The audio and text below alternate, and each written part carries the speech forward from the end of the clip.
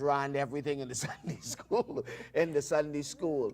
And so it was church. It was church. School, church, and back home. You had your little time in the yard to play around, that kind of thing. But it was a family that loved the Lord, loved people, and we love each other. We love each other. So growing up in the house, you learn how to pray, you learn how to have family dinners, and so I still have an issue eating alone to this day. So while you were there baking and cooking and growing up in Bimini, God had something going on in 𝐒𝐔𝐍𝐃𝐀𝐘. So Yes. let's jump right in, lady. Tell us about a little bit about your background, family background. What was life like in the early days growing up in 𝐒𝐶𝐍𝐃? Well, first of all, I grew up with my grandparents. I actually, after I was born, my mother literally gave me to my grandparents, and I grew up until I was at the age of 10 when my grandmother passed away. And then my grandfather sent me back home to my mom. Growing up there, at first it was it was just me. So when I went back to my other siblings, it was kind of hard getting, gelling with them. Selfish. Yes, yes, yes, a little, yes, very spoiled. Okay. So there was one time I'm used to drinking tea with cream. One time I went to get the cream and there was no cream. Yes, yes, I went to my mom. I said, "Mom, there's no cream." She's like, "Girl, you see how many children here?" And I think from then I kind of dismissed the cream, so I didn't use the cream anymore. But growing up also, I attended church. It was church. My mom was like, they used to call it prayer band leader. So whenever she goes to prayer meeting, I'm there. She takes me every time, whether it's cool or not. She takes me. And so I grew up with prayer, and I grew up Sunday school, and there was BTU. You stayed, Oh, wow. you walk from like one settlement to another, going to church, and then you stay from church. Then you had to wait on BTU, which was like 3 p.m. in the evening. So you go around to the neighbors and you get a little something to eat, and then back to church again at 6 or 6:30, 7 o'clock. Church. Yes, More church. yes, yes. So let me ask you this, Bishop Delton. Coming up in a family with so many pastors and people connected in ministry, did you ever feel the pressure? I know when you talk to PKs, there was they always talk about the expectations that people had for them being pastors' children. So did you feel that kind of pressure when everywhere you looked or you heard about somebody was involved in ministry? I don't think so, I don't think I really had that kind of pressure because we were still really kids. We were still really kids. My mother, she was in charge of the Sunday school, and she always took the kids traveling. So we went to Disney World at least 10 years back to back. So you got the travel bug from your mother? Yes, yes, yes. She was moving from back then with the kids. So I was always around kids. We always shared in the yard. So you had your shooting marble times. You had your playing ball times. Now, there were certain games you couldn't play. Dominoes. Dominoes was taboo as far as Daddy was concerned. Dominoes was gambling. Exactly. Now we have domino nights in the family, and he used to sit down and watch us. Right. But dominoes you couldn't play, cards you couldn't play, because as far as they were concerned, they were game of chance. Right. And we were not allowed to play those. You were people of faith. Yes, we were people of faith, not chance. What about you? Any special games or anything you remember about childhood? Yeah, I ran, I think it was 100-meter. Oh, Before, my. yes. Okay. And also we used to play like rounders, and there was like, we used to like go in the fields in the morning, and when we come back midday, that was our time to really calm down and everything. And so it was like getting back at our mothers, so, for slapping us or whatever. Yeah, so we enjoyed that, in our younger days and all of that. So yeah. Okay, so for fun times. That's good. Yes. So Yes. even back then, it wasn't just church. Right, No, right. no. Had We had some a little fun leisure time. time. Yes, Yes. yes. So at some point, both of you ended up in Nassau. Now I know you came out of Bimini. Yes. At what age and why? Let's go to the why. I had a school teacher by the name of Ulysses Benaby. Her husband was the manager of the Royal Bank of Canada in Bimini, so that's how she got in Bimini. So when she came down to Bimini, I think I would have been in grade 8 or 9, and she prepared us for BJCs. And at that time, the government had a system where kids on the Family Island passed 5 or more BJCs. They sent us up to Nassau or Freeport on what they called scholarship. All right, yeah, at the government school, but it was like a $50 stipend a month. And so Ms. Benaby made sure I took all of my required exam, even though I didn't want to take some. She made me take them. And it happened so that I think it may have been 7 of us who passed 5 or more BJCs. And so a number of us came up to A.F. Adley School, and 2 or 3 went to Grand Bahama, school in Grand Bahama. So that's how I got in Nassau. And my mother took me to her sister-in-law, which was Miss Blossom Sanders. She lived 3rd Street, the Grove. And she had a big house, and she rented rooms. And so my parents rented a room for me. And I started A.F. Adley School, walking to school every day for 3 years. So let me just say this for those of you who may be watching us from outside of the Bahamas. The BJCs are the Bahamas Junior Certificates, and it is an exam, an external exam that children, once they get into what you would call middle school, here for us it's junior high, it's an exam that they take to test their competency level at that point. So that's BJC's Bahamas Junior Certificate. Just thought you would want to know. Right. So you were on a scholarship. Yes, I was on a scholarship. To come into Nassau. To come into Nassau, $50 a month. They gave me my first $50. I came in September, got my first $50 in January. Now, was that a big deal? $50 was a good chunk of change for somebody who wasn't working on a school kid, but not to take care of anything much. So the $50 helped a little bit with lunch, but I was blessed enough that at that point, my brother, who is now Bishop Neil Ellis, was the general manager of Chicken Unlimited. Chicken Unlimited was on Harold Road, right next to A.F. Adley. And so Miss Churdom, Lord have mercy, Miss Churdom, who was a member of Salem Union Baptist Church, she was our senior mistress. So I had favor in school. She allowed me every day to get a pass to go across to Chicken Unlimited to get my lunch. So of course, I was the lunch boy from then, because most of the students in my class was giving me their money to bring them Chicken Unlimited. You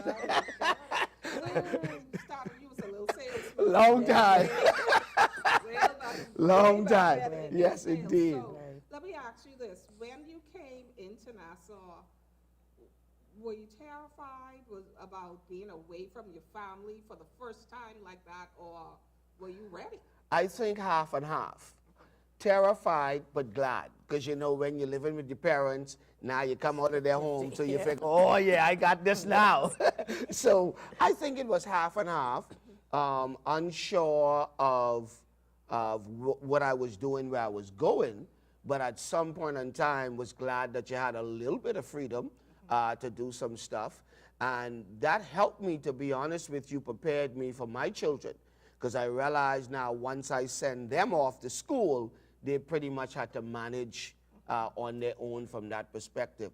But I think it helped me to get ready for what life threw at me later. So what about you? When did you come out of 𝐒𝐔𝐍𝐃𝐀 and coming to Nassau? Was it for high school as well? No, actually, I used to sing from I was a little teeny girl. Sorry. Standing on a crate.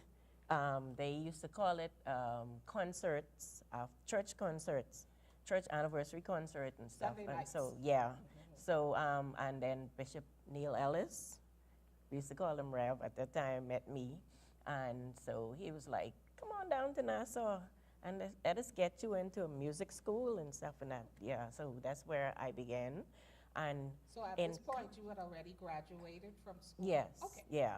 And so in coming down, I also worked at Chicken Unlimited. Chicken conspiracy.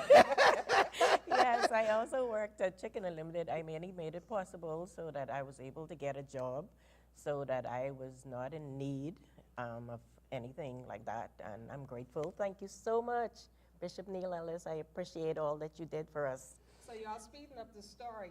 So this is where the chicken connection comes Yes, in, right? So yes. you both find yourself working at Chicken Unlimited at Yes, some point. This is yes. after post-high school. Yes, Yes. yes. Now, prior to that, did you know each other? Did you ever meet in any church circles or anything No, like that? Never.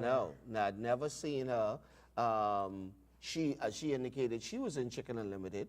I was already graduate school now, went back home. And at the time, the bus driver at Chicken Unlimited quit suddenly. Bishop gave me a call. Well, he wasn't Bishop then, but he gave me a call, asked me if I could come help him out for a week or two. So I came up, and I was taking all of the stuff around to Chicken Unlimited, delivering all the supplies to them.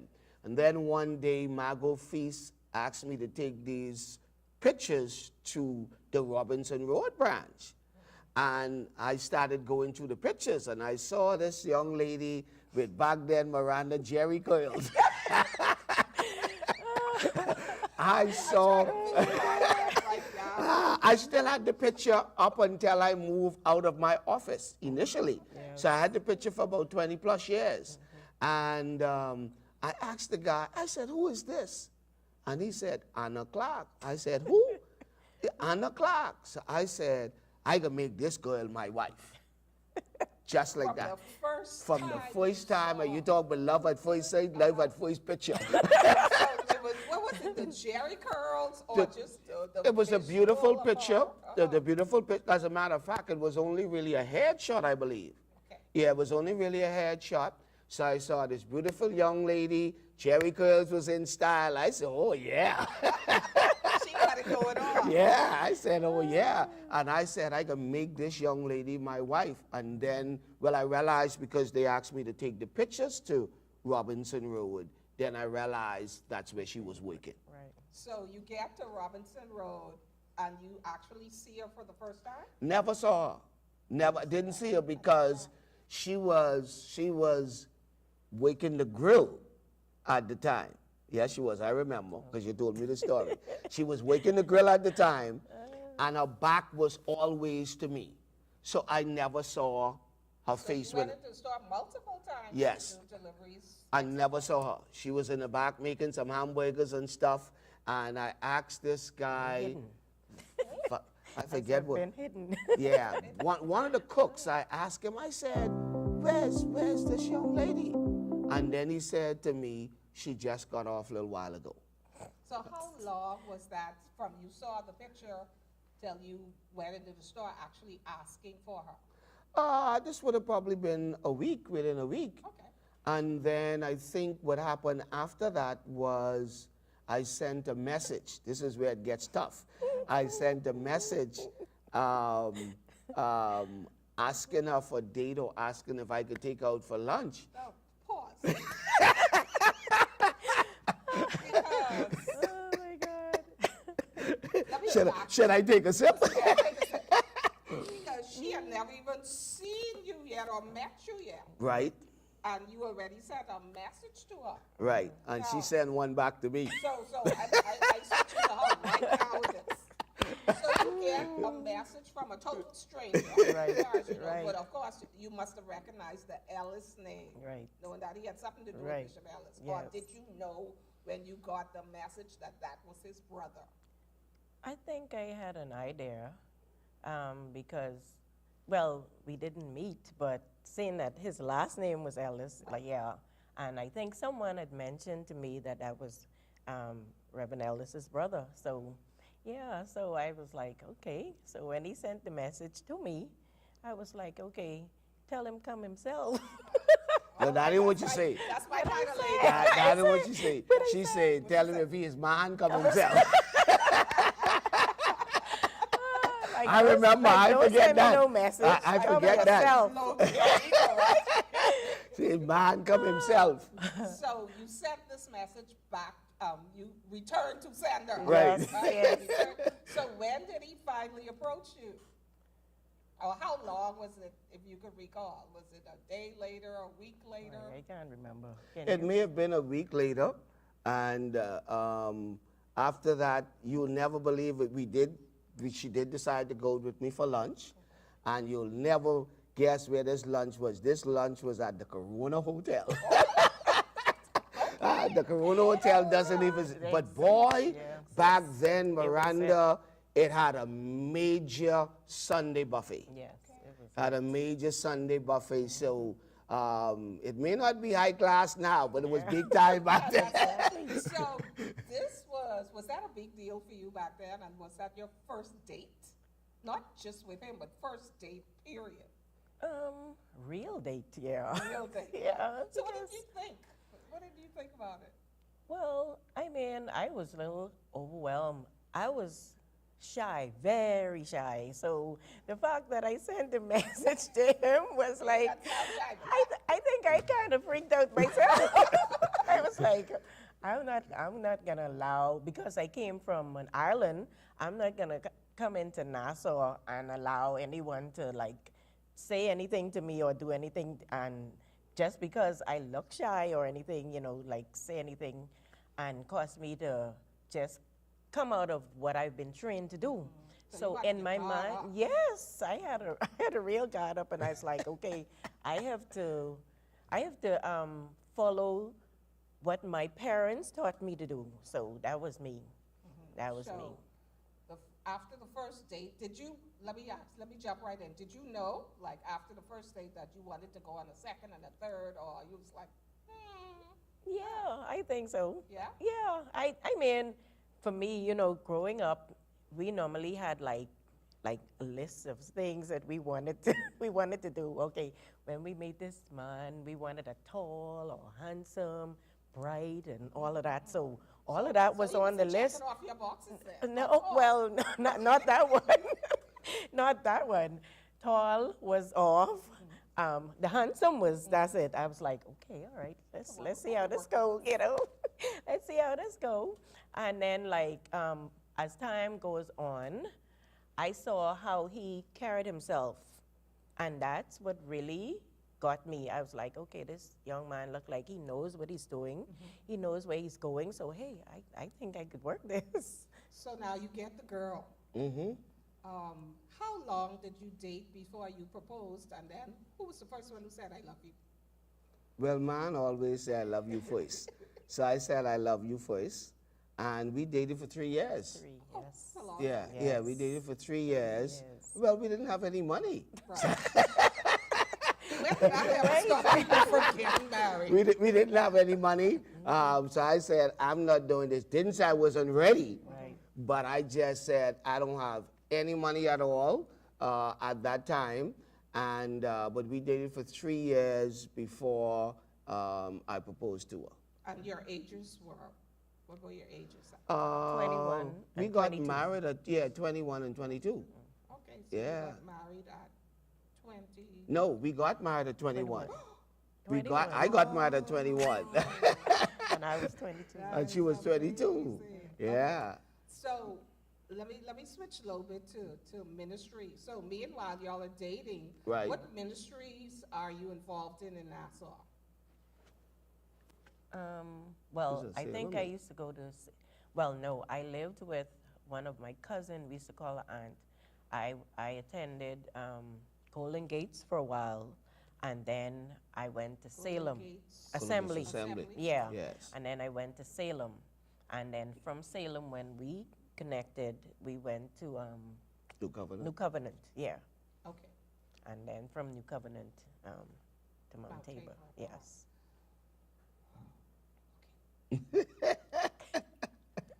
So you get married at 21 and 22. Absolutely. Mind blowing. Very young. Very young. Let's talk a little bit about the rough patches, right? Because it's 35 years later, going on 36. Right. Oh, God. But let's talk a little bit about the rough patches, because 21 and 22, it had Right. to be a lot. Yes. In terms of just meshing, and you just try to develop and figure out who you are. You just try to develop and figure out who you are. Green. because so who wants to go first? I could start. Yeah. I could start. I think our first 2 years was a little rough. First 2 years was a little rough.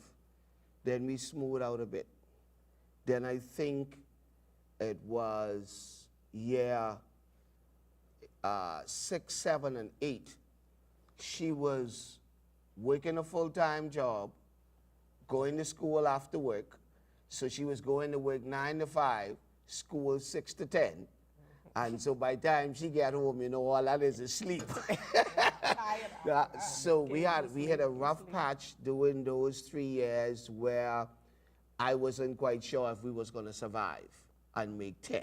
You just think because you didn't have the time that you felt you needed Yeah, to spend yes, together? yes. We missed that because, of course, with her working all day, then coming and going to school, getting home at 10 o'clock, by the time she get home, she done almost ready to go to sleep. Right, You see, so that was no kind of spending time together, that kind of stuff. So that kind of drew us apart a little. But I think we still had enough in us as it relates to Christianity and how we came up to kind of still stick it out to see where it would go from there. And then I think our transition into Grand Bahama. That would have been how long you had been married at that point? Actually, most of that was in we started, because we got married in 88. Yes. Actually, our first anniversary we spent in Grand Bahama. Yes. Yeah. We spent in Grand Bahama and then came back To Nassau. to Nassau. Right. Yeah, so we got married in November of 88.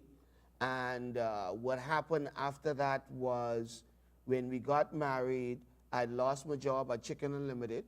And so McDonald's hired me. McDonald's hired me. They set me off to do some training. And then as soon as I got back, one of the brothers was opening up the Freeport branch. And he asked me if I would consider going to Freeport. And so I said, if we go to Freeport and do that, somebody's going to have to give my wife a job. Right. And that's how she became what we call the STAR at McDonald's, which was Store Activity Representative. We did take care of all of the children. She was the one, she had to break out her stuff now because she was the one who socialized with all of the customers in the lobby, giving extra coffee and doing all of the kids' parties, that kind of thing. So that was the stretch for you. Yes. So let's talk a little bit about that, coming out of your shell to play a role like that. Well, let's see. Okay. Well, I think too, I like children. Okay. I like children, and so it was kind of an easy transitioning into that, dealing with the children's party, and getting them to be happy and excited and all of that. So that kind of helped me. And so one-on-one, because I think today I'm still a one-on-one, because one-on-one I go to the customer and I ask them, how are you doing? Welcome to McDonald's. How's your day? Or would you like to have a cup of coffee and stuff like that? And so as I do it, it become a little easier. Yeah, so, day by day and time after time, and then I worked. Sometimes they would call me to work on the drive-through, which I was able to deal with the customers one-on-one again. So that kind of helped me to get out of that kind of shyness. You guys were newlyweds when we met. Yes. That's a revelation. Yes. Newlyweds. So Yes. we met, we did ministry together in Right. Freeport, Right. and I believe that was a really critical part of our lives because we grew in ministry Yes, together. absolutely. Tried a lot of things, failed a Yes. lot of things, but Oh my who God. knew Mount Tabor started in 87, so that already 88. 88. 87, 87, Oh, yes, yes, 87, 87, 87. A year later. Yes, yes. You were a charter member, so Yes, I tell you guys. yes, yes, yes. It's an over 50 thing. But so you were working ministry, and I got to tell you, as one of the youth advisors, leaders, whatever, we were having a ball. Yes. Growing and searching the scriptures Yes. together Right, and yes. really testing, and then you got plucked out. The call came, I need you back in Nassau. Oh my God. I need you back in Nassau. But I gotta say this though. I remember the fire in the house. Yes, and yes. you guys bounced. Let's talk a little Wow. bit about that. Yes. Because I'm doing this on purpose because I want people to see the facets of your life where you Yes. were down and you were able to bounce back. Yes. So ain't nothing new but Right, bouncing back. Yes. yes, So absolutely. So let's talk about the fire Okay. that you had. All right, we were at work one day, and we got this call from some school kids that this house was on fire. And literally they went next door to somebody, and the person knew who I was. So they called me at McDonald's, and I just really jumped in my car, run to the house. The police, the fire engine was already on the way. They discovered it was arson. So my bedroom with all of her clothes was set on fire. Yeah. And our guest bedroom that had all of my clothes in it was set on fire. She never, well, the kids, room? no, the kids' room were in the middle. Yes, So they just really had smoke damage. Right. I think she never saw the house. No. I We- was whisked away to Bimini. Okay. I was whisked away to Bimini, so I never saw the house before, neither after. Yeah, because what happened at that point, Miranda, we had already lost everything in the fire. So I said, you know what? I'm not going to put her through this. And so I spoke to my mother, spoke to my sister, and we put on a plane, sent her to Bimini because we had no clothes. I used to always say, when we lost the house and lost everything, I only had the clothes on my back. Then I realized that was my McDonald's uniform. So that wasn't even our clothes. All right. So we sent her home where they could have taken care of her. The owner of McDonald's had an apartment in Grand Bahama, so he allowed me to spend a week there. And then, of course, Bishop Godfrey Williams and Iris Williams and those of you at St. John's took real care of us. Yes. Because this happened on a Friday, and by Sunday, I had everything I needed to go to church. Everything. All right, so the church really kicked in for us, raised an offering. People gave money, help us get clothes, help us get back on our feet, that kind of thing. And so that was a tragic moment where we lost it all, and we never really went back into the house. Wow. Never went back into the house. How devastating was that? I mean, in a moment, because few people have the experience of Yeah. losing Everything. everything you own. Everything. Emotionally, what was that like? It was tough because you talk about, we just built a house 6 months. So the house was 6 months old. We furnished the entire house. 3-bedroom, Yes. 2-bathroom, living, dining, kitchen, utility room, fully furnished. Value line. All right, fully furnished, the house. And so, I mean, it just went up. So you lost it all. And the good thing was, it was material things. Right. None of us were injured because none of us were home. I was to work, both of us were to work, yeah. and our daughter was, Bimini. no, she gone with you. She was still in school, but she finished school in Bimini. That's Delana. Oh, yes, yes. So she was small. She was still in preschool. So she literally finished preschool in Bimini Right, yeah. because we were still trying to find our way. So our family clocked in with us, helped us out, and made sure we were secured. Okay, so you have something else? to Yes, I just want to say that family is key. Yes. When you have family who really cares and love you, I mean, that's a whole big chunk of life. Because like when he sent me to Bimini, his sister okay, I already knew them for a time, but that's how they accepted me. And I came from a loving family and went into a loving family. And so I felt no way discouraged or anything, but like, you know, you have people who, even in those times, they are vicious and they say vicious things to you. But thanks to my sister, my big sister, even though I had to like calm her down, I was like, no, no, you don't need to do it. You know, God has us. Yeah, God has Yeah, us. You know, yeah. don't worry about them. Yeah. That's the enemy using them, and they don't even know it. And that same person that the enemy used, she's like a good friend to me now. You know, so hey, I'm Yes. telling Okay, you. so we're going to transition into talking more about the ministry aspect and coming back to Nassau and what that call was like that devastated so many of us when we got over it. So we're going to take a break now because we have some announcements that we want to share with you about our upcoming Week in the Word. You got to be there. Plus, you've got to be able to come to, let me just say this, our installation for our senior pastor is coming up on Wednesday, October 30th. If you're in Nassau, you gotta get to this house. Yes. Even if you're in Grand Bahama, if you have any connection, let me put it like that. Let's just bring it out. If you have any connection with this couple and you've watched their lives just blossom before your eyes, if you have any connection with them, we invite you and you're able to, because we know everybody can't come, but if you're able to be here with us on Wednesday night, come on, let's celebrate. We have so much, and I'm going to tell you about a conversation I had with some of your former youths and what they say about you and watching you grow and everything, so we need to just, okay, that break is coming up in a few, but let's just keep going then. So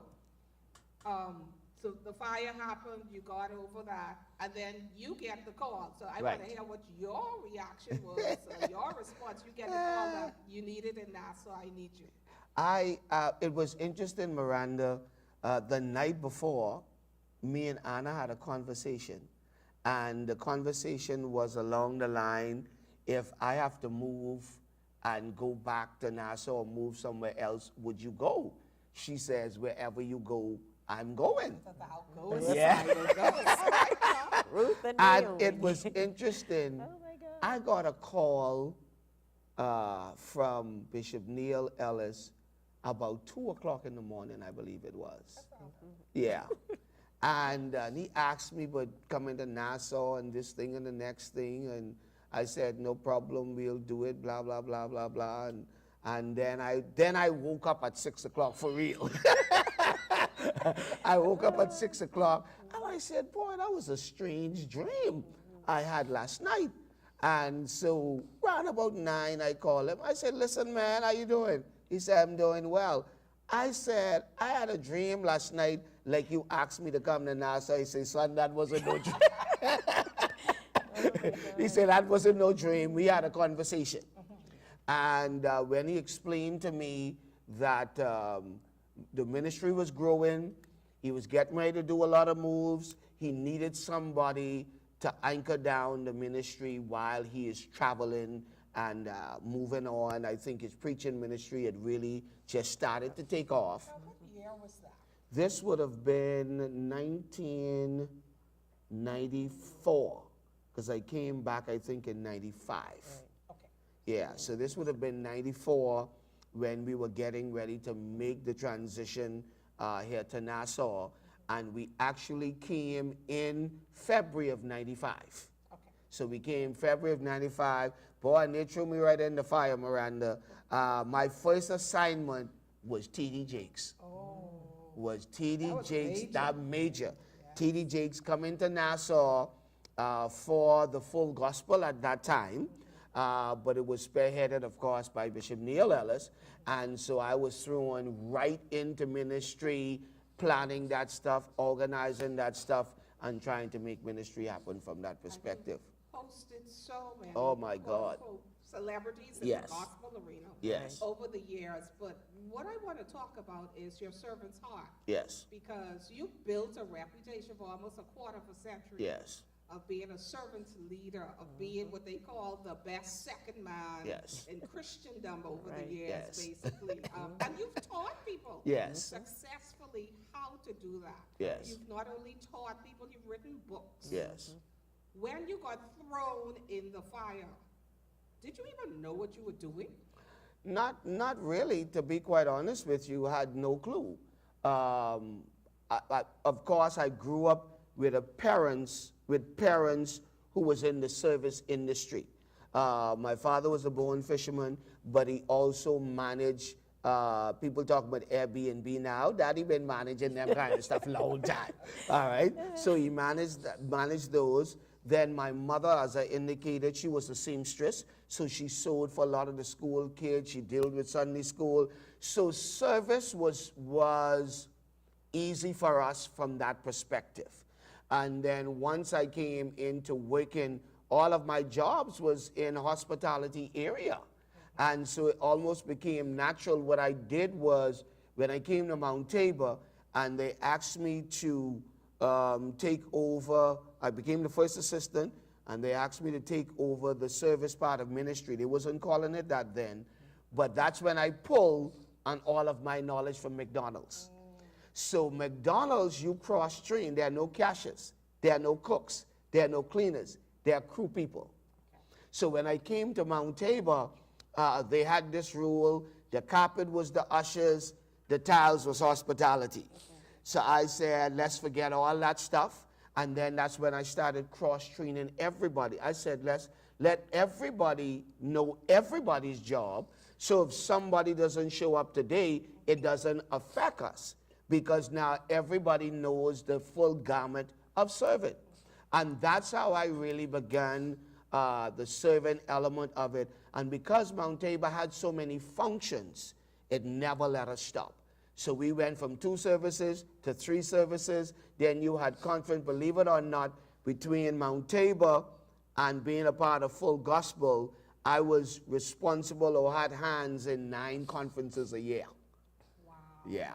So which turns my question back to you. And did this at any point cause a strain on the marriage? Because he was talking about you going to school and working. And that was in the early days. Yes. But at this point now, because everybody knows Mount Tabor was always the leader, innovative, and Yes. driving Right. ministry throughout the country. And obviously a model for churches in Black America as well. Yes. So how did you fit in as he got busier and busier every year? How did you fit this into what your life as a wife and a supportive wife at that? Well, I kind of adapt to it. I kind of made myself adapt to it. I was like, okay, he has to do it. So I just probably want to just tag along, because like when we go to conferences, when he goes, I go. So we don't just leave each other. We follow wherever he goes, I go. And so I'm there to help wherever I can help. So No, we never used to get on each other's nerves. All the Yes, time, all the time. yes. Because we don't talk this stuff, man. No, we What? All the Like, time. What does he do, or what did he do that really got on your nerves, or still does for that fact? Because I want people to see the humanity. Sure. And let them know, when you see my senior pastor, that's grace in operation. Yes, big time. That's grace. Okay, there was a time, you remember, in Freeport, I think, he talks loud. So I Very. I do not like loudness, and I like, come on, man, tone it down. So that kind of like get to me at times, and I remember Heather said, he said something, he said it loud to me, Heather, like, don't you talk to my sister like that. But I kind of, like I said, I adapt. Sometimes I just take it, and I just, I was like, okay. But sometimes, again, like growing older now, I was like, come on, man, don't do it. I'm not into this. Right. But I would not like try to be rude or anything. But if I don't like it, I'll tell him, man, look here, I'm not into that. Just. So what about her? Because she has a quiet, meek spirit, but tell me what about her gets to you sometimes. She has a quiet, meek spirit, but she have a quiet, meek, stern spirit. All right. Just sometimes, the thing that really gets me with her is timing, because I've always been with protocol. So protocol, moving on time, that's what drives me crazy. If I say I want to leave at 9 o'clock, then let's do what is necessary to leave at 9 o'clock. Because at 9 o'clock, I'm ready to leave. And if you ain't ready to leave, I pacing the floor, I'm making noise, and I'm getting upset because I value time. Yes. So that has been a challenge with us as it relates to when I'm ready to move, I'm very timely. Yes, I'm ready to move. You two, okay, so I'm getting a call that the break is ready. Okay, so for those of you who are just joining us, we are talking to our senior pastor designate, Bishop Delton Ellis, along with his wife, Lady Anna, and I'm just wondering if the break is ready, because this is live, y'all. So we're going live to our break right now. Mount Tabor Church presents Week in the Word 2024, Sunday, October 27th through Wednesday, October 30th, for a time of prayer, worship, and the Word. Our dynamic lineup of special guest speakers will be Dr. Glenn Russell. You're about to catch what you never caught before. You get ready to move in places you wasn't qualified before. Prophet Tori Phillips. There's not a devil in hell that can stop God's decision to turn that battle in your favor. No problem. Bishop Arlington Lanning, and Bishop. Can we be? I live in tomorrow, because what prayer does, it keeps me in real time with God. Our intercessors will lead the way in prayer in each of our services with 2 special 5 a.m. prayer sessions led by Apostle Gail McKinney and Prophetess Shirley Stubbs. Special music will be provided by Psalmist Priska Burrows and Pastor Designate Nehemiah Heald. You don't want to miss our informative Tabor Talk sessions with Ahmad Thompson, Dr. Glenn and Chriselle Davis, Darvin Russell, and Jeff Beckles as they discuss the church and AI and world trends affecting the Bahamas. Finally, you are invited to the official pastoral installation service of Senior Pastor Designate Bishop Delton D. Ellis on Wednesday, October 30th, where Bishop Neil C. Ellis will be the speaker. That's Week in the Word 2024, Sunday, October 27th in our 7:15 a.m. and 9:15 a.m. services, and Monday, October 28th through Wednesday, October 30th for our 5 a.m., noonday, and 6:30 p.m. services. We hope to see you there.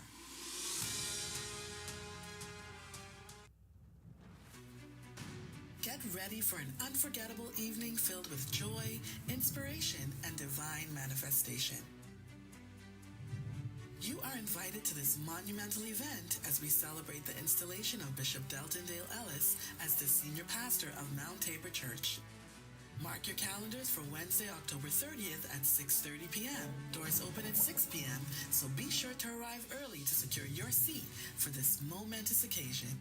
We can't wait to worship and celebrate with you. Welcome back to Tabor Talks. I'm talking tonight with Senior Pastor Designate Bishop Delton Ellis, along with Lady Anna Ellis. Y'all, you get ready to step into a major situation, as you would put it, a major situation. Wow. But we'll get to that a little later. So I wanted to talk more about this active ministry, but yet even being active in ministry, you have Keepers of the Temple Ministries where you have hosted, facilitated hundreds of workshops all around the United States and the Bahamas because of your love for teaching and sharing and training and all that stuff. In addition to that, you picked up this travel bug. Travel bug. And then, for some reason, you thought you had retired. Yes, absolutely. You thought you had retired from ministry. And listen, I thought I was retired too, I gotta confess. I said to him, and this is a public confession, why you wait till we almost 60 to do this, right? But you've been actively involved in ministry, you've been traveling around the world, you've been taking groups around the world on religious trips and just fun trips in general. Sure. What is the appeal about travel but both of you obviously, because she's with you every step of the way. Right. I don't even know how y'all do it so Love much. it. Well, sorry. Yeah, so go right ahead. Yeah, well, I love to expose people. That's one of the things I like. I had this brother named Dave Ellis who passed away, and he was a strong teacher of the word. And so he always given a lot of information that I always love. So I'm always trying to expose people. One of the things I had at McDonald's was the more information I give to my staff, the better they assist me in keeping food costs down. And so I translate that to anything I get involved with. So I love teaching, I love training, and I love flying. I love cruising, and I'll do it anytime. But again, as a matter of fact, we just got back this week from taking a group walking in the steps of Paul. So I saw something on Facebook from one of them saying this was their first time in Europe, first time in Asia. Watch this. First time they ever used their passport, first time on an international flight that they'd gone on. So for that person, this was major for them. That kind of stuff brings me joy. And one of the things I've learned, and I've tried to even teach younger people, a lot of the millennials, Gen Zs that are coming up, find something that you love to do and can do, even if it don't bring you no money. And that's how I am with travel and with teaching. Now, it opened up the doors for me, but that does not, that's not my motivating factor. Right. All right, it'll bring you money, but that ain't what I do it for. I do it because I love traveling. My wife, Anna said the other day, or I said to her the other day, you going with me make things easier. We help to manage the groups together. And I'll take you back to, you asked us something earlier about the ministry and how we travel. So whenever we did the Walking in Victory conference or the Full Gospel conference, she managed myself along with our children. So pretty much when I go, we get there Monday, all of my stuff is laid out for the rest of the week. And so pretty much we were systematic in how we operated because you had to do it so much. And but I just love assisting people, and it built so many relationships. Because we got people in Phoenix, we got people in Alabama, people in New Orleans, in Florida. And so anyway we go, a lot of times you could pick up the telephone, call somebody, just hailing you, just letting you know you're in your city, and that kind of stuff. So it's been wonderful. That's awesome. So let's talk a little bit about you retiring. Yes. Yes. You thought you would actually spend the rest of your life just traveling? I absolutely thought I did. I had already put in, I think, almost 15 plus years with Bishop Ellis. When I said to him, no, it would have been close to 20. And I said to him, I said, listen, man, I have no interest in pastoring. Since you were announcing 10 years, I'm announcing 5. I said, and in your 5th year, I'm going to come out to give you an opportunity to find somebody to get in place for Mount Tabor. I said, now you may think it's an easy job, but Mount Tabor is not an easy job. I said, so somebody needs to be able to come in enough time that you could train, get them ready to take over ministry. And then I was ready to do my thing. So as a matter of fact, when I finally gave him, I said, I'm giving him a 2 years notice. And at my 2-year notice, I went to owner of a travel company and I said, look, listen, in 2 years, I'm getting ready to retire from Mount Tabor full time, and I'm thinking about traveling. in the next 2 years. How can you do that? He said, listen, don't wait for the 2 years. Let's start it now. So when you're retired, then you could just go straight into that. So let me ask you this. Why?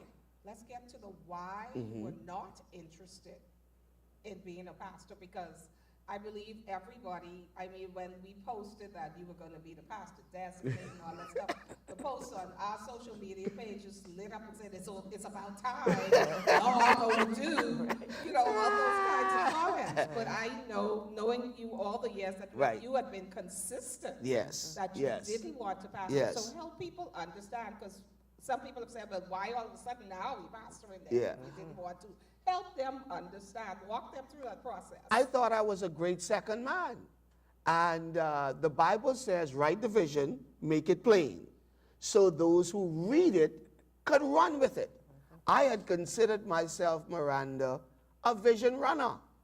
You write the vision, you come up with the vision, and you cast the vision. I'll find the methodology to make things happen. How do we work this out?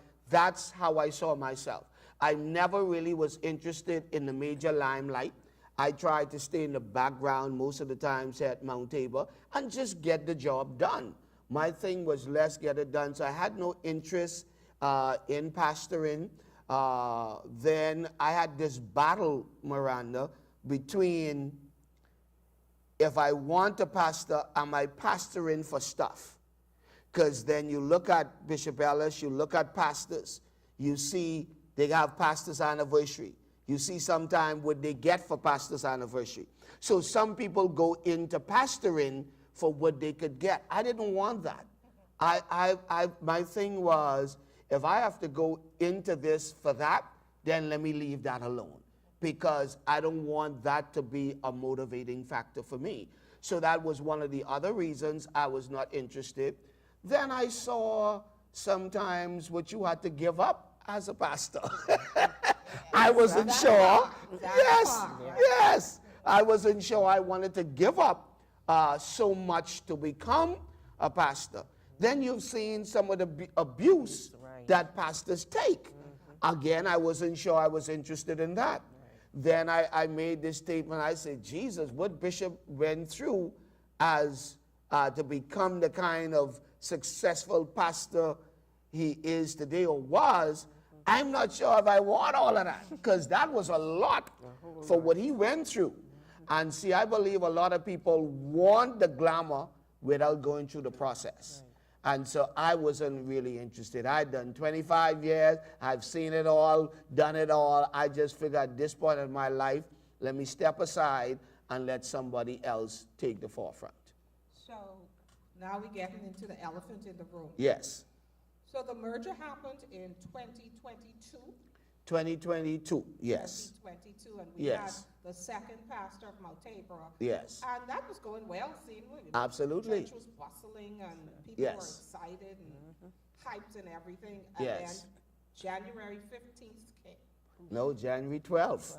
12th, sorry. January 12th. January 12th. How did I say that? January 12th. 12th came. Yes. And I saw a video. Yes. I don't know if you had a heads She, up or she saw it saw before it I did. first. and I saw a video that someone who does not attend Mount Tabor sent to me. Wow. Yeah. I got you. So that's how I received the news. So tell me, where were you, when, and how? Let's go there. This was a Friday morning. We had just gotten back from prayer service, because we were in 21 days of fasting. We were doing 21 days of prayer at the church. So I got home Friday morning, sat down. I was scheduled to do Saturday. So I picked up my phone to prepare myself for Saturday morning. I looked over. I saw an expression on Anna's face. She hold her head, and I heard a voice. The voice sounded familiar. So she says to me, did you see the video? So I said, what video? So I said, give me this phone. So then I got the phone, then I decided, you know what? Yeah, I got her phone, started to play the video. As soon as I pressed play, I got a telephone call. And I said, hold on, not right now. I'll call you back. And then I, of course, watched the video and realized, oh, Lord, what in the world is this? Shock, anger, confusion, what? All three of them. So we on the same page. Yeah, all three of them. All three of them. When you see it and you hold your head, what was that like? I mean, it was very devastating to me. It felt like a dark day. Actually, we were going away somewhere, and I had this feeling came over me, and I couldn't explain it. And I met someone on the airport, and I was like, man, I can't explain this feeling. It feels dark. I can't explain this. And so that's how that felt to me that day. And I was like, it was like I was numb. And then I was mad. I was angry. And I was like, why? Can I tell you that's the stages of grief? Yes, I yes, was- yes. I was like, why? I thought everything was going well for me. You know, I thought everything was moving well. And I was like, okay, also all of a sudden. And so when that happened, and the Sunday when we came into the church, that was another dark day for me. I felt like someone had left me, and, you know, someone. Let me tell you what it's like for me as a storyteller and a writer. So I see this video, all the emotions that attach to grief, anger, denial, like notice that, Yes, real, exactly. confusion, Exactly. with the timing, all of this stuff, and then we walk in here on Yes. Sunday. Yes. Now, That. I can say to you that I was never so proud in my life because, listen, anybody, I don't even know if funerals were like that in terms of the atmosphere. Yeah. It was thick. Yes. Right? Yes. We being real and Yes. honest. Yes. It was so thick because people were genuinely hurt Sure. and sad. Sure. And it was heavy. Yeah, right? absolutely. But you had the courage to stand before, yes indeed, a broken people, Yes. broken people, Yes. and preach. How did you do that? Boy, Miranda, I'll tell you this. Passing through my mother's death, passing through Dave's death, passing through a couple of things helped prepare me for crisis. And so one of the things I'd consider myself to be was a crisis manager.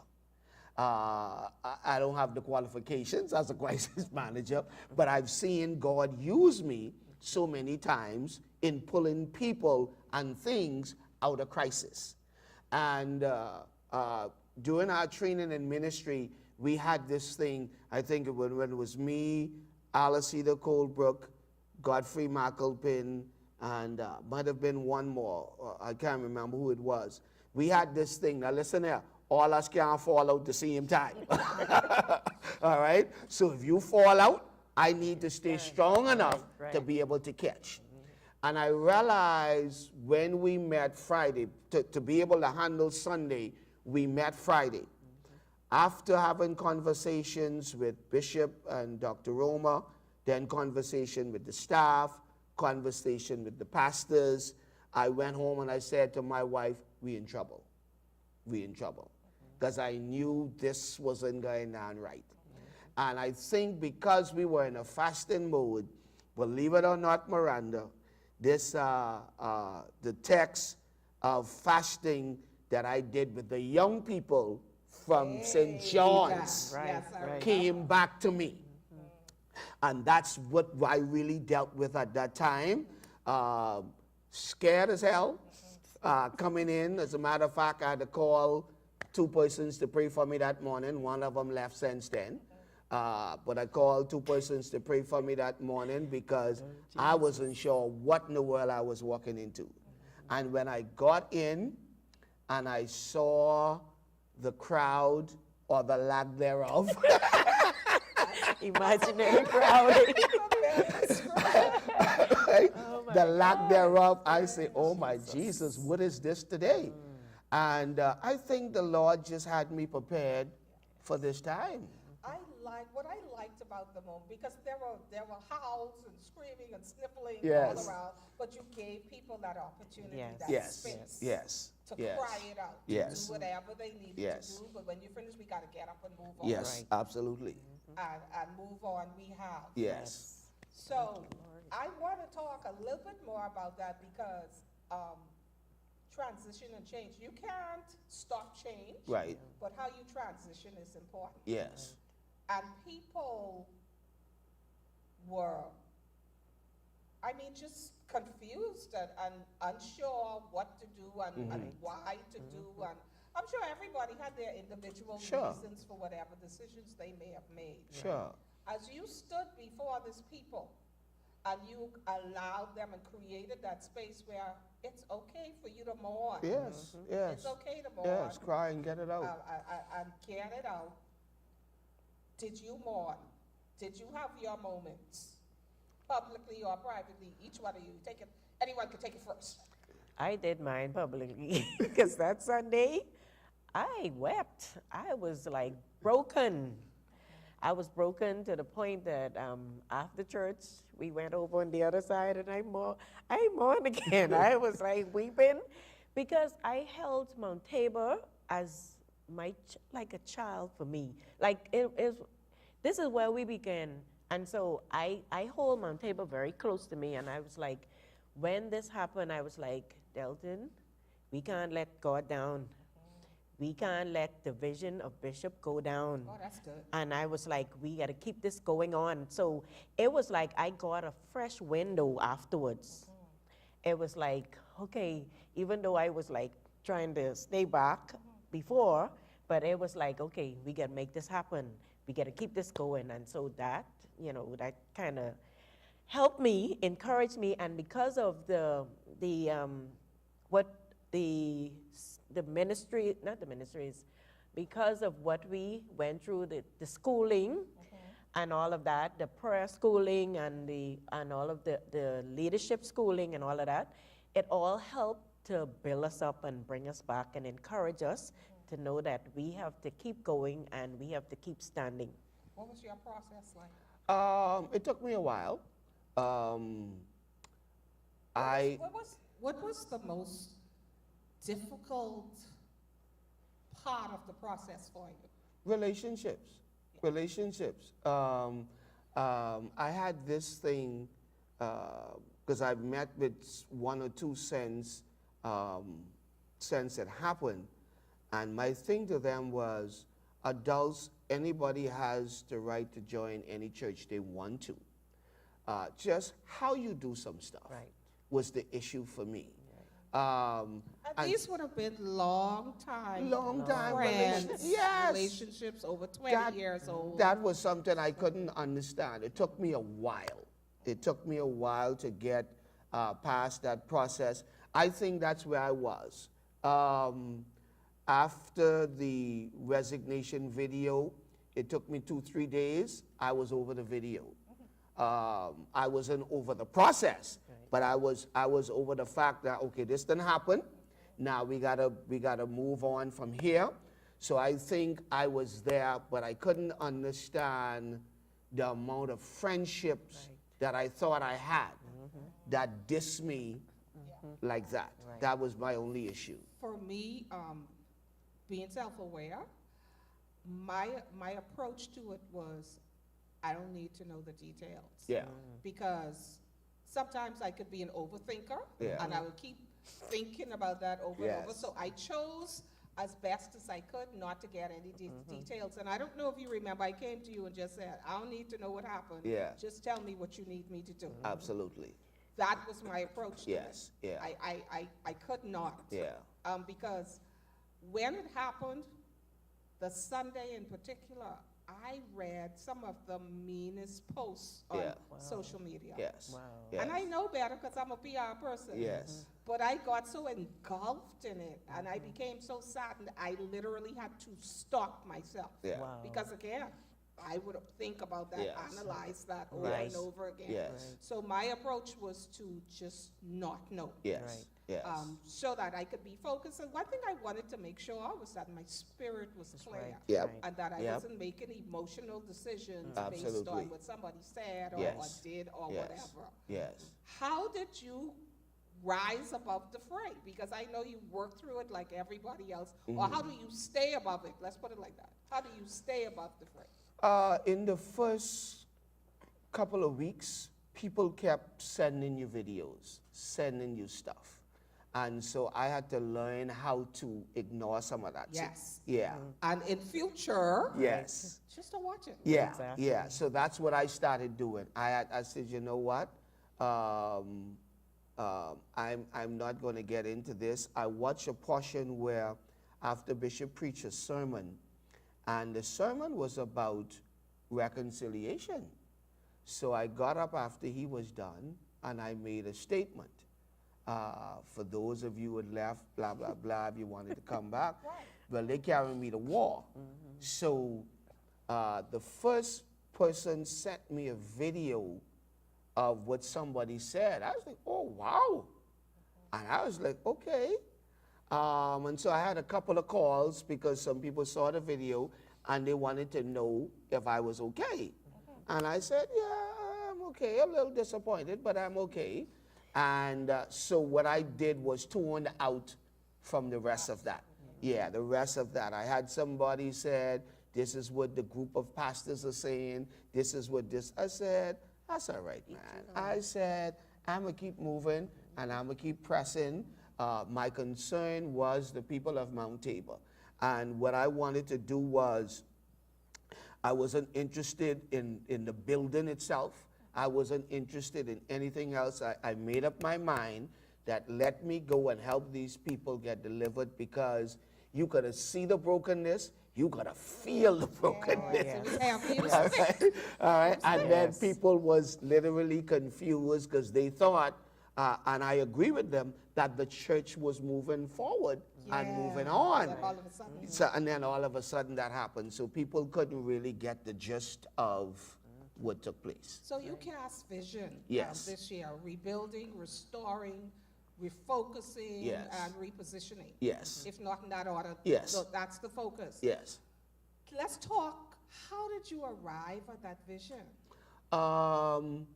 Part of the ending of the year, the Lord somehow was putting some things in my spirit. And when I started, we were in Freeport with Simeon Houghton for Watch Night. Right. Yeah, I right, preached I Watch remember Night for Simeon Houghton. And some of the things the Lord had me to say in Simeon Houghton Church was part of what I had to bring back here to Mount Tabor. And so I watched how God orchestrated him giving me a message that I never had the full chance to deliver. Because when I got up, it was too late for me to go through the full extent of the message. But The message was really for hair. yes, yes. So when I came and we started, and we went through almost what you see today as the vision was version 9. Just cutting back so it did not become, I guess, overinflated, if that's a word, where I didn't come with too much, because I had some more things in a download fashion, but I realized that there are stuff that you can do, don't necessarily have to be a part of the vision. And one of the things I kept saying to people was stay focused, stay focused, stay focused. And then in staying focused, my eyes started to mess with me, no lie. My eyes started to mess with me, and I had to go to we had just gotten some new glasses from that company, and they didn't work out for me. So everything for me was out of focus. And so when we started doing that, then I looked at Isaiah, the text that we was in, and it started to show me all these words as I was preaching the first 2 weeks, started to pop out. And I said, okay.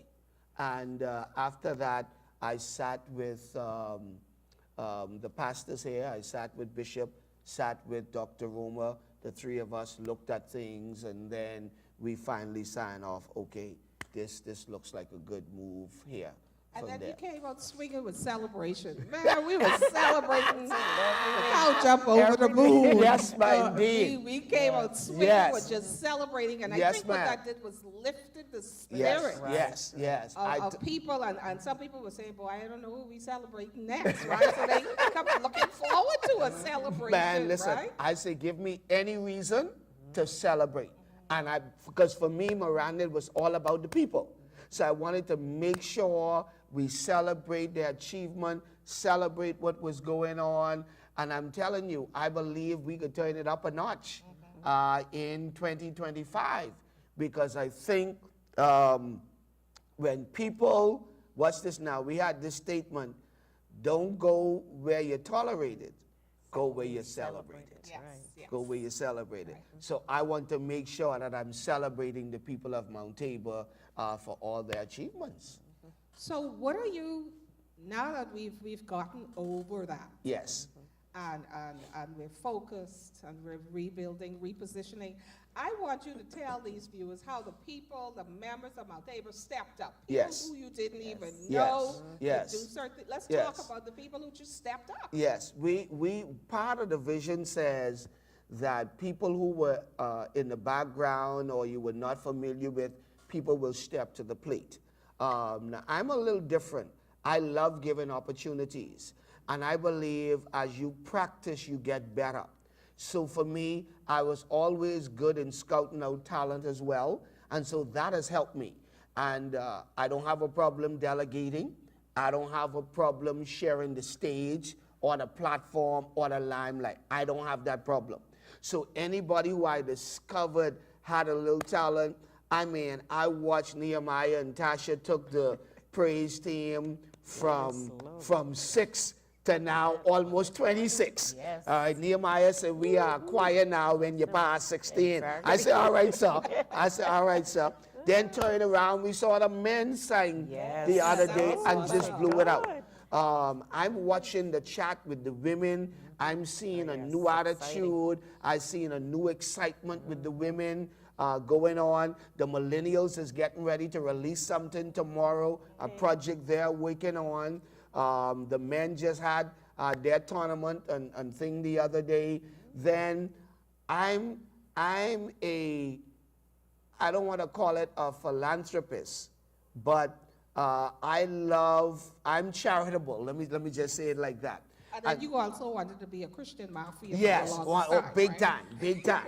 I believe in networking and setting things up. And so we are getting ready to do some major stuff here for Mount Tabor as it relates to outreach. We did the prison earlier this year where we service all 1,450 inmates were given something from Mount Tabor. We did something for 200 women in our country where our mothers just blessed other mothers.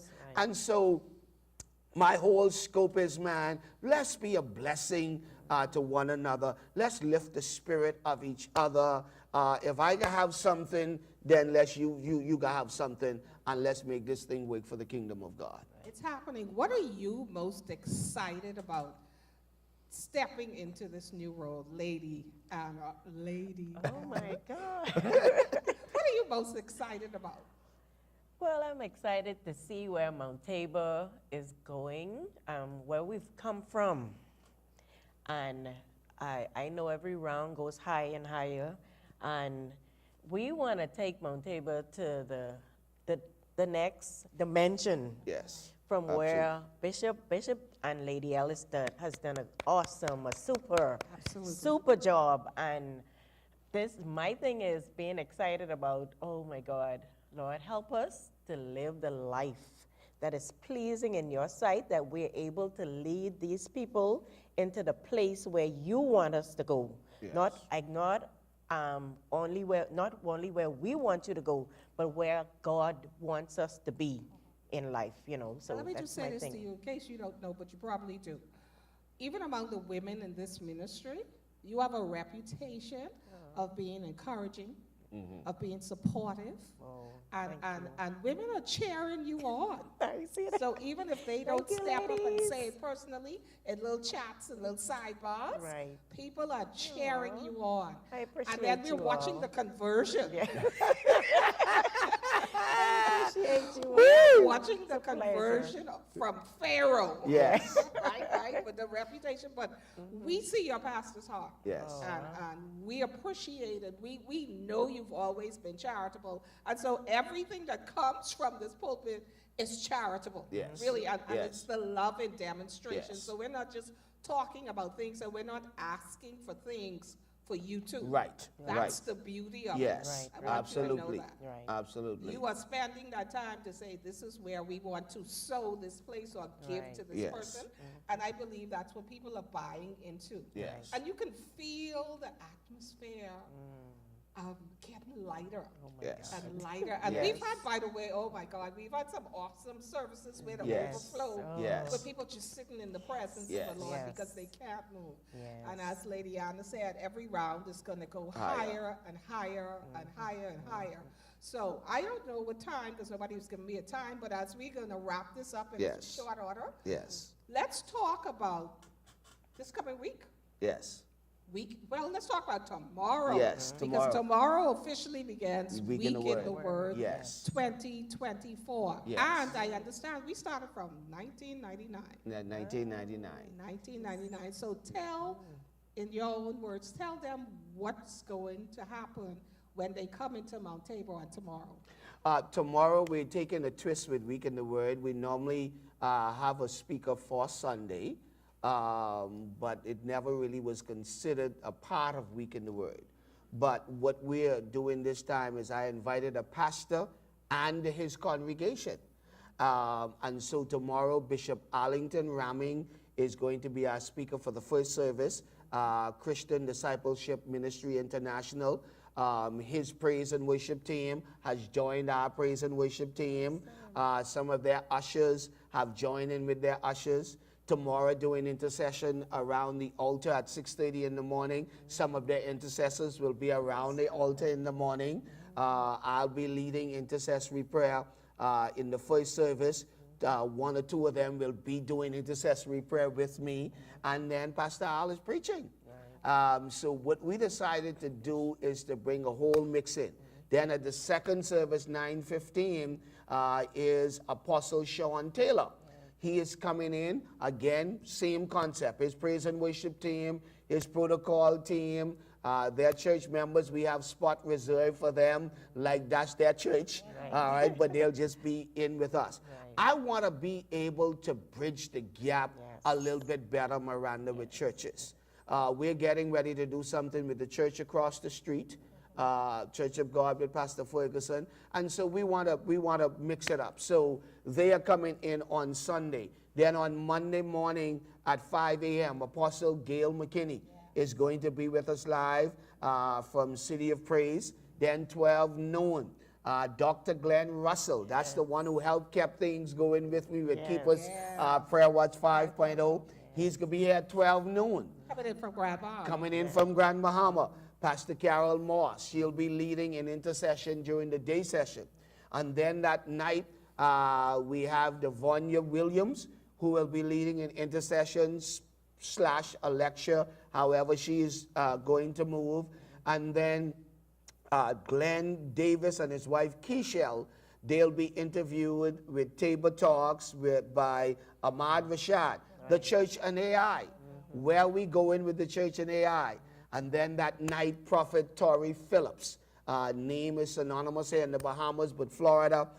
He's Tell us a little bit more about him, what you know for people who may not be familiar with Torrey him. Phillips is a prophet. As a matter of fact, he is in charge of the School of the Prophets for Global United Fellowship.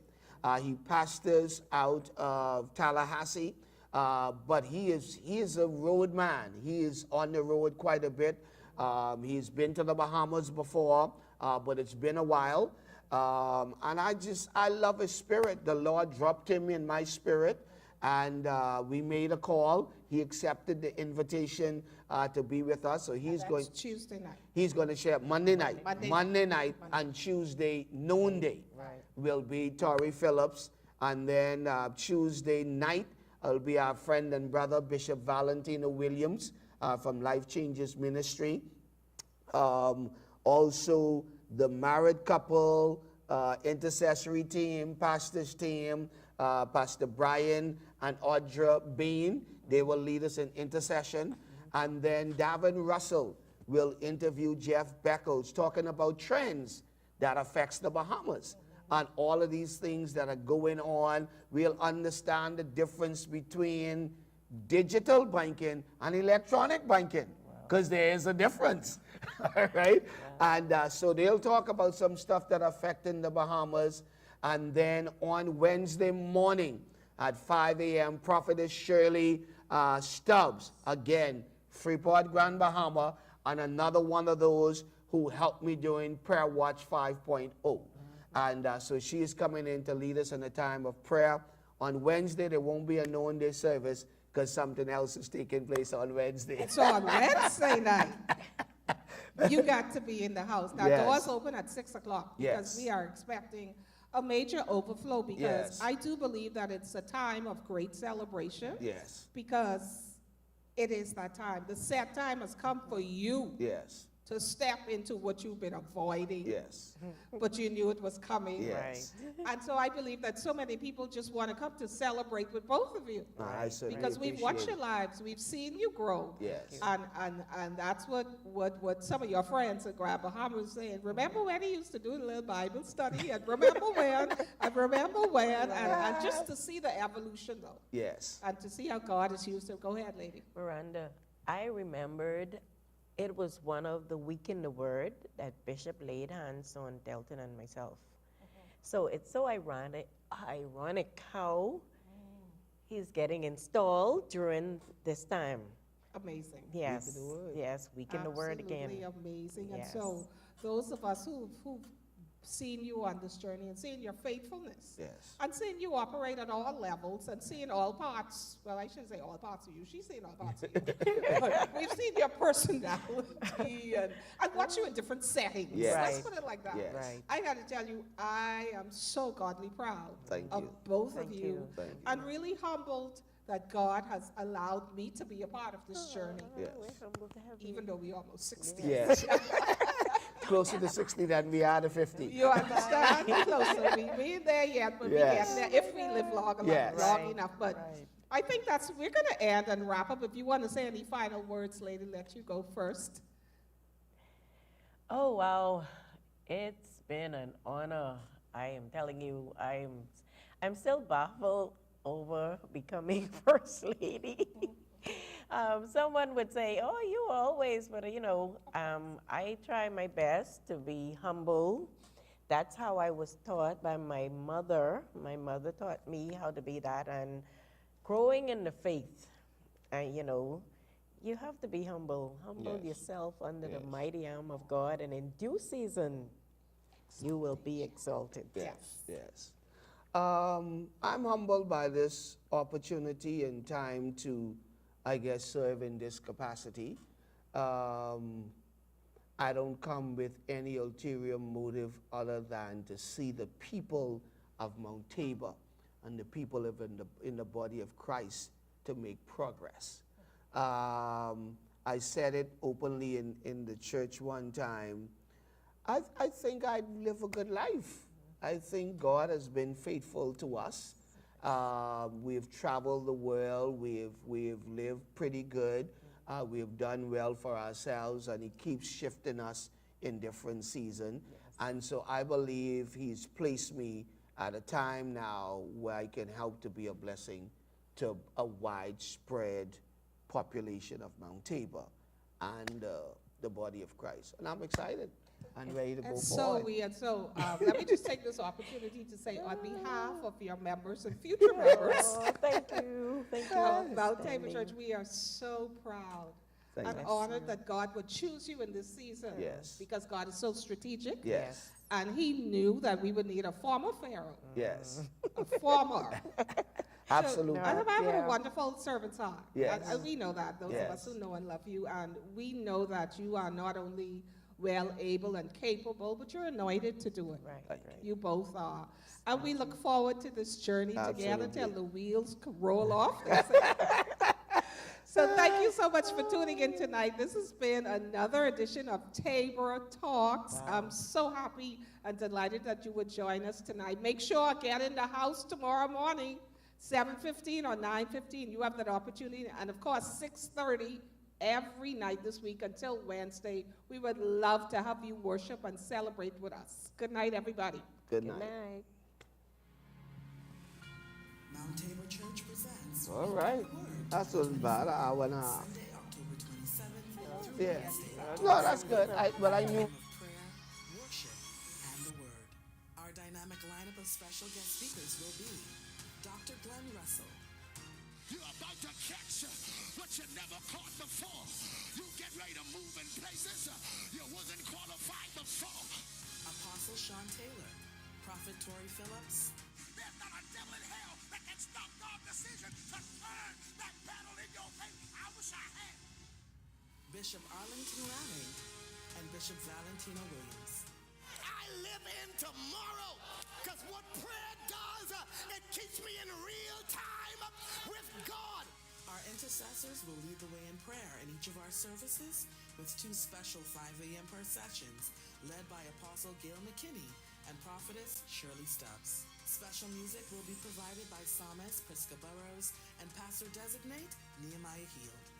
You don't want to miss our informative Tabor Talk sessions with Ahmad Thompson, Dr. Glenn and Chriselle Davis, Darvin Russell, and Jeff Beckles as they discuss the church and AI and world trends affecting the Bahamas. Finally, you are invited to the official pastoral installation service of Senior Pastor Designate Bishop Delton D. Ellis on Wednesday, October 30th, where Bishop Neil C. Ellis will be the speaker. That's Week in the Word 2024, Sunday, October 27th in our 7:15 a.m. and 9:15 a.m. services, and Monday, October 28th through Wednesday, October 30th for our 5 a.m., noonday, and 6:30 p.m. services. We hope to see you there.